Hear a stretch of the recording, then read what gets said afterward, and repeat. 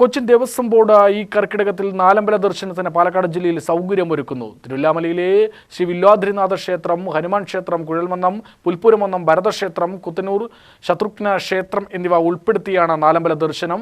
ഭക്ഷണം ഉൾപ്പെടെ KSRTCയിൽ 450 രൂപയാണ് ചാർജ്. 22 കിലോമീറ്ററാണ് ക്ഷേത്ര ദർശനത്തിന് വരുന്നത്. തിരുവല്ലാമലയിൽ പ്രസാദഊട്ട് ദിവസവുമുണ്ടായിരിക്കും. ആരോഗ്യവകുപ്പിന്റെയും പോലീസിന്റെയും സേവനം ഏർപ്പെടുത്തിയിട്ടുണ്ട്. KSRTC പാലക്കാട് ഡിപ്പോയിൽ നിന്ന് സ്പെഷ്യൽ സർവീസ് നടത്തും.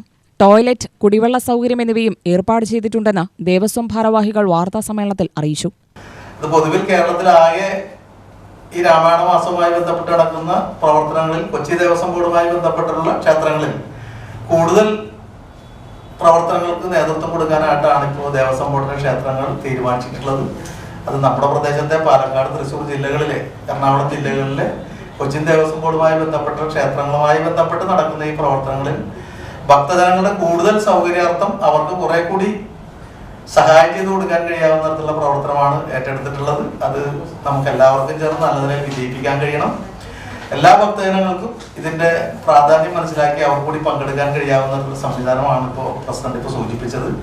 സെപ്പറേറ്റ് വാഹനം അറേഞ്ച് ചെയ്യുന്നുണ്ട്. KSRTC സ്റ്റാൻഡിൽ നിന്ന് സംവിധാനം ഒരുക്കുന്നുണ്ട്. അവർക്ക് ഭക്ഷണം ഉൾപ്പെടെയുള്ള കാര്യങ്ങൾ അറേഞ്ച് ചെയ്തിട്ടുണ്ട്. 450 രൂപയാണ് ഒരു ഭക്തരിൽ നിന്ന് നമ്മൾ ഇതിന്റെ ഭാഗമായി ഈടാക്കുന്നത്. ഭക്ഷണമടക്കം അതിനകത്ത് ഇൻക്ലൂഡാണ്.